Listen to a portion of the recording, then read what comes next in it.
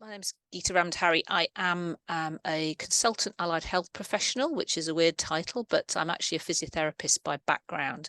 And I work at the National Hospital for Neurology and Neurosurgery in London. And I have an interesting role here. So I do my own consultant therapy clinics, but also I'm a researcher. So I'm what we call a clinical academic. So somebody who does a bit of both. And I lead a research team here called the Neuromuscular Rehabilitation Research Group, which is looking at different ways of using interventions such as exercise or orthotics or other approaches to help people living with nerve and muscle conditions to live as well as they can.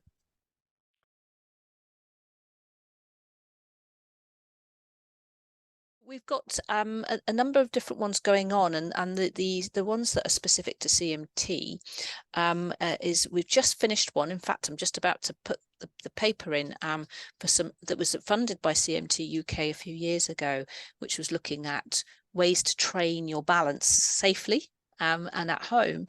And what we're hoping to do is be able to get some more funding to roll that out to a bigger study of ways to improve balance.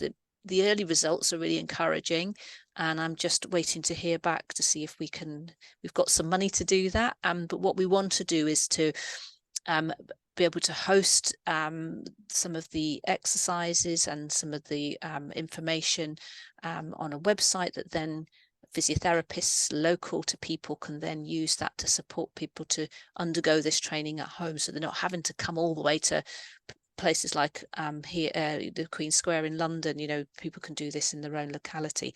So that's one. The other one is that I have had a PhD student here who has been looking at a particular subtype of CMT called distal hereditary motor neuropathy, and we've been looking at walking patterns in our walking lab and comparing that with MRI scans of the muscles, where we can see how the muscles have changed, and then we're trying to see does that relate to the walking patterns.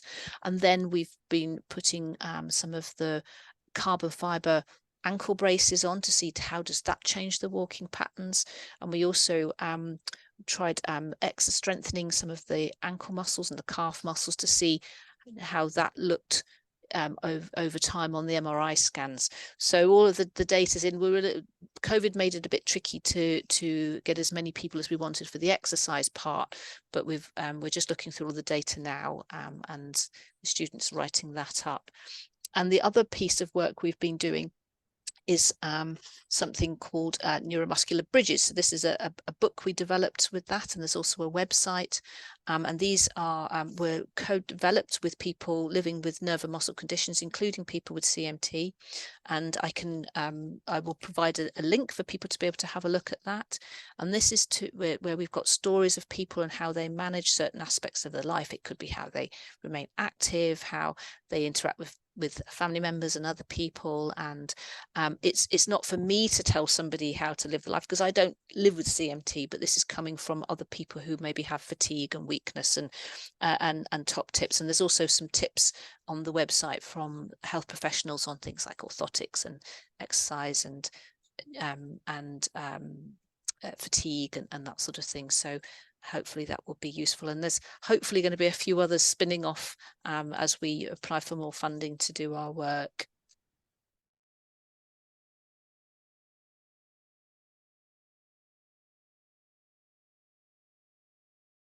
So one of the things that we've been finding with some of our research and colleagues around the world, I'm lucky enough to be able to collaborate with colleagues around the world, is that one thing that does seem to be very helpful for people with CMT is to keep physically active.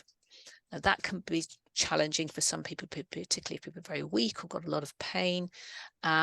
So exploring different ways of doing it. So one of the things that we did was in one of our studies was to look at exercise bike training, and one of the recumbent bikes, so people can sit back and don't have to worry about balance. If the ankles were a little bit unstable, we provided a bit of ankle support, and people got quite a lot fitter when we looked at the fitness measures. So that's one thing, and people did that in the local gyms, but gyms are not for everybody. And actually, I think it's more about keeping active and moving through the day. In some other work we did, we found that if people stay sitting for a long period of time, they tend to have a higher body mass index, which is an indicator of how overweight or somebody is. So even just standing up, sitting down, fidgeting, look for this, there's actually evidence that fidgeting can be good for you, moving those legs, moving those arms, particularly where there's a lot of us are working from home on these sorts of interfaces now. And the other thing as well, which I think is really important with CMT, is looking after your feet. Now, we all know about that people have pain and calluses and that sort of thing. But actually, what I've been getting people to do more in my clinics is learn how to mobilize their feet, keep their feet as flexible as possible and stretch those Achilles tendons. And one of the things that we're doing as a group here is that we now have a YouTube channel. And so we've been putting up some little summaries of our work, our presentations. It's work in progress, so it's a little sparse at the moment, but this is what we're trying to do. I put up a video of a great tip that a lady who came to my clinic showed me for how to put on your shoe if your toes tend to curl under, using a satin ribbon. It was brilliant, so I replicated and put it up. And we want to do the same for showing people how to mobilize their feet, and some ways that I often teach people to stretch their Achilles tendons, which can be perhaps a little better than maybe they've been shown in the past, using a step or a stool. So it's quite a nice way of doing it. So I think keeping physically active, keeping those feet as mobile and as flexible as possible are two of mine.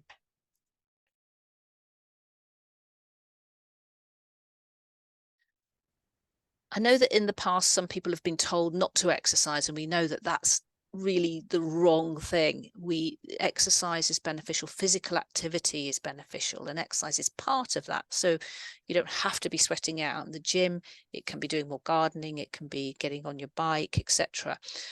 But because sometimes people don't know what to do safely, we and others have developed some different videos of exercise that are targeted for people with neuropathy and neuromuscular conditions. So some of my colleagues here developed some Pilates videos for people with neuromuscular conditions, and I'll share that link with you so that you can access those. And also some we did on exercise in neuropathy more generally. That then may be helpful for people to have a look. And what I always advise people is to sit and look through, watch them through. There are some exercises you'll think, okay, I could give that a try, and others you think that might be too much, but that's okay. Just start where you feel comfortable. It's always better to do something rather than nothing. And if you need to break it up through the day, people who get a lot of fatigue and tiredness, sometimes it's better to do a couple of minutes here, then have a rest, and then a couple of minutes later in the afternoon, and then a couple of minutes in the evening. It all builds up and accumulates. So don't feel like you have to go and sweat it out in the gym for an hour and a half. There's other ways of doing it if you get very tired.